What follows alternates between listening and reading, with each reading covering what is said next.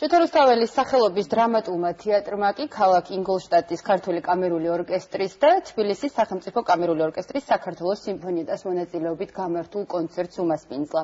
პროექტი კულტურის და ძეგლთა დაცვის სამინისტროს მხარდაჭერით მოეწყო. ქალაქ ინგოლშტატის კამერული ორკესტრის მუსიკოსები საქართველოს ემიგრირებული პროფესიონალები არიან, რომლებიც უკვე 23 წელია გერმანიაში მოღვაწეობენ და საქართველოს სახელი საზღვარგარეთ გააქვთ. ინგოლშტატის ორკესტრი დაარსებიდან დღემდე კონცერტებს მსოფლიოს მასშტაბით ყველაზე ცნობილ საკონცერტო დარბაზებში მართავს. ევროპის დიდ ქალაქებში საკონცერტო ტურნეებს აწყობს და საერთაშორისო ფესტივალებშიც მონაწილეობს. 1994-98 წლებში ორკესტრის სამხატვრო ხელმძღვანელი და მთავარი დირიჟორი მევიოლინე ლიანა ისაკაძე. ჩვენი ერთ-ერთი პრიორიტეტია ქართული კულტურის გატანა საზღვრებს გარეთ.